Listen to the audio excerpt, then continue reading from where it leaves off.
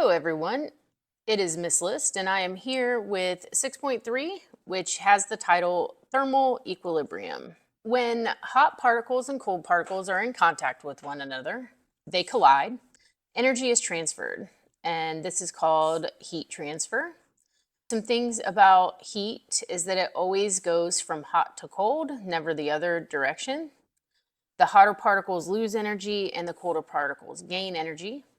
And we can reflect this in temperature changes. Thermal equilibrium is when both substances reach the same temperature. This means that both have the same kinetic energy. So here in this diagram, we have block A, which is red, and block B, which is blue, and the red and blue are showing us different temperatures. When I put them next to each other, the heat is going to flow from the red one to the blue one. It always flows hot to cold. And that heat transfer is going to continue until both substances reach the same temperature.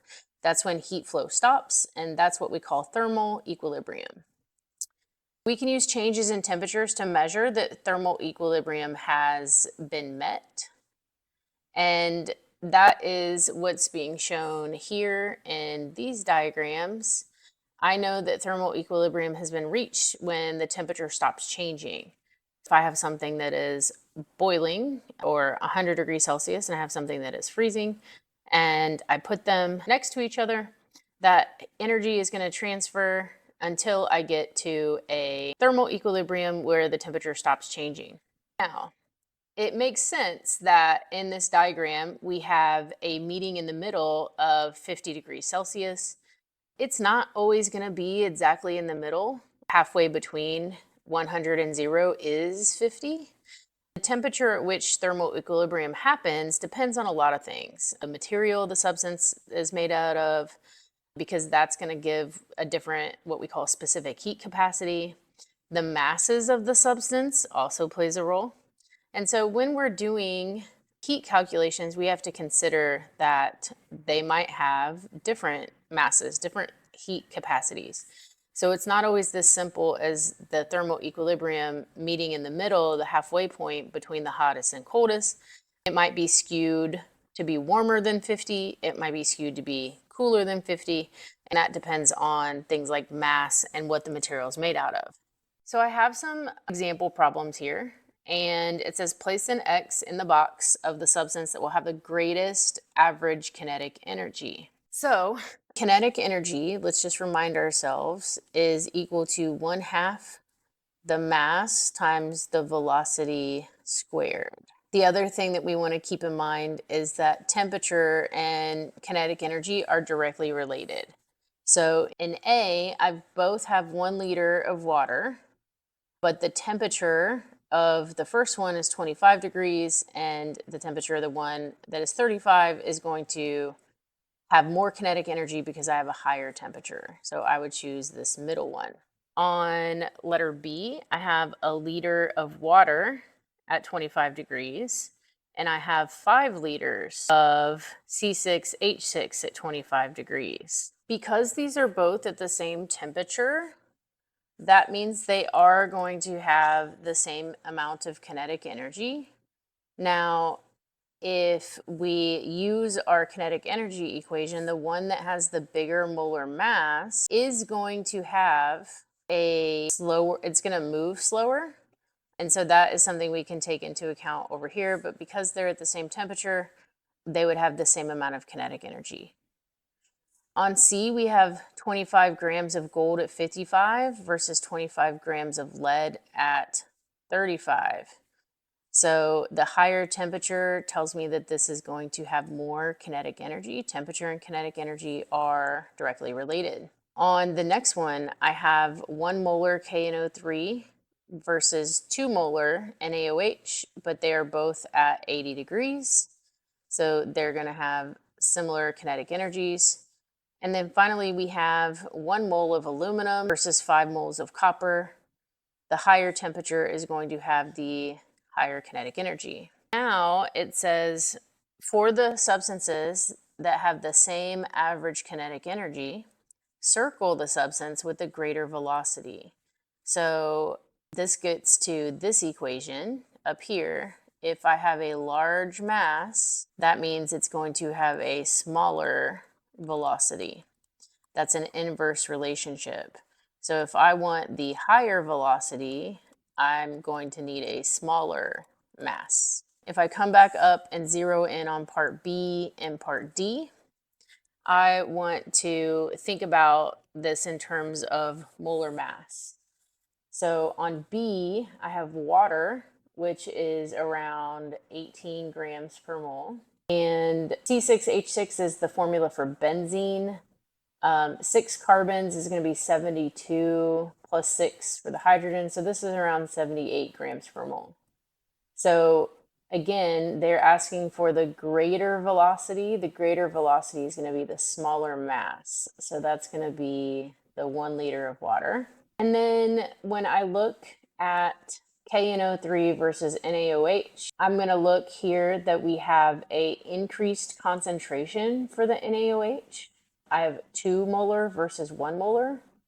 And even though we have 1 molar solution, the increased concentration in taking that into consideration with the masses means that this is likely going to have the higher velocity because it's going to have a smaller mass. Even though the concentration is higher, we have a much smaller molar mass for NaOH versus KNO3. And so that's why I would choose this one. The smaller the mass, the increase in the velocity. All right, next on number 3, we have a sample of a metal is heated to 75 degrees Celsius and placed into 50 grams of water at 25 degrees Celsius. The water rose to reach a final temperature of 26.4. And then they want us to answer these questions below. Before the iron is placed into the water, how does the average kinetic energy of the iron compare to the average kinetic energy of the water? So we have a 50 gram sample of iron, it's at 75, and then we've got a 50 gram of water at 25. And so this tells me that Fe has a higher average kinetic energy compared to the water. And how do I know that? Is because it's at a higher temperature. What is the final temperature of the final temperature of the metal is going to be the 26.4 degrees Celsius because that is where thermal equilibrium is reached. Which substance had the larger change in kinetic energy, the metal or the water?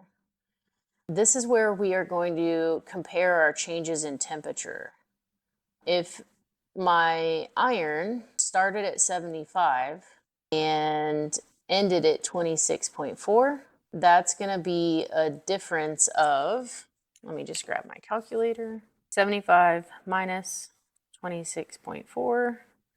That's going to be a temperature change of 48.6. If I look at the H2O though, the H2O started at 25 degrees Celsius and ended at 26.4.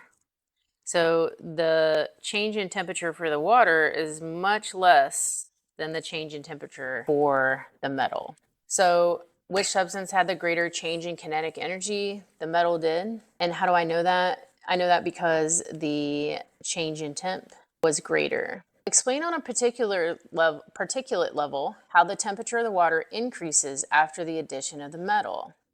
You should explain the role of kinetic energy.